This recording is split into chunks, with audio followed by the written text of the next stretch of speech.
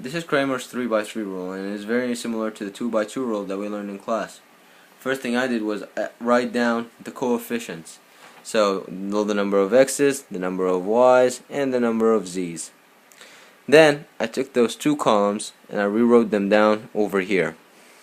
After I rewrote them, I started multiplying diagonally.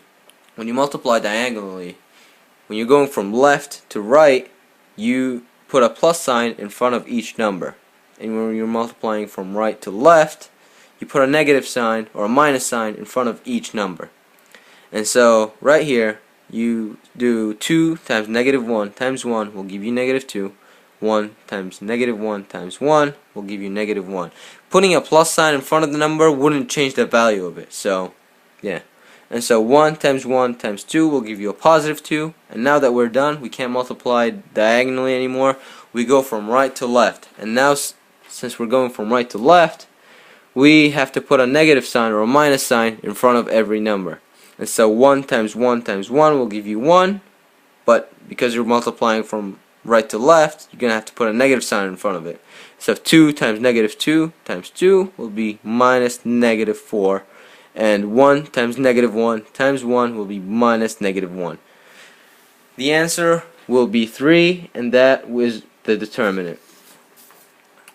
Then, when you're trying to find x, instead of plugging in the x values over here, you plug in the value, the final values, or just the answer to these problems over here. And so you do the same process. From left to right, you put a plus sign in front of it. From right to left, you put a negative sign. And so 3 times negative 1 is negative 3. Negative 3 times 1 is negative 3.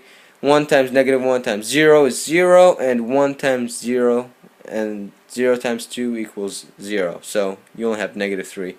And now that you're multiplying from right to left, you do 1 times 0 times 1 will give you a 0. 3 times negative 1 times 2 will give you minus negative 6. And then 1 times negative 1 times O will give you 0. And so negative 3 minus negative 6, that will equal to 3.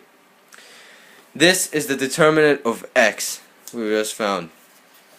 Now, if we want to find y, determinant of y, we do the same thing, but instead of plugging in the solution for the first column, we plug it in for the second column, or we plug it in for y over here.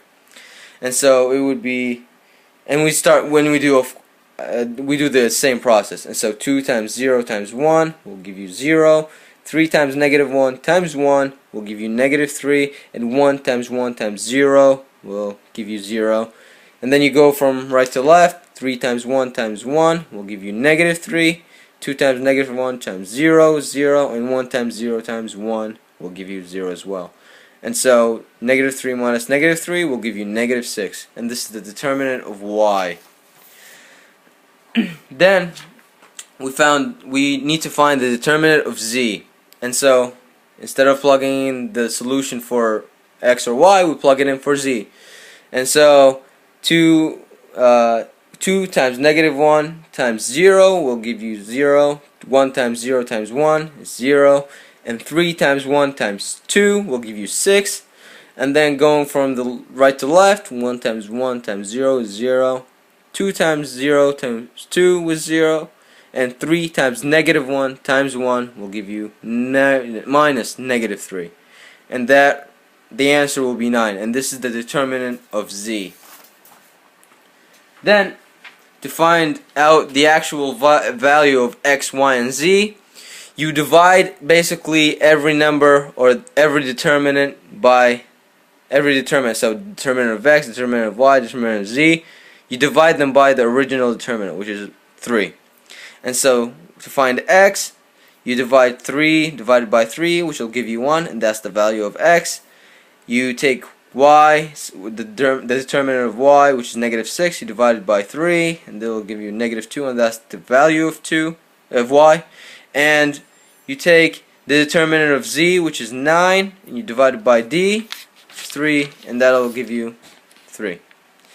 Yeah, so this is basically Cramer's rule, and it's just like the Cramer's 2x2 rule. So yeah.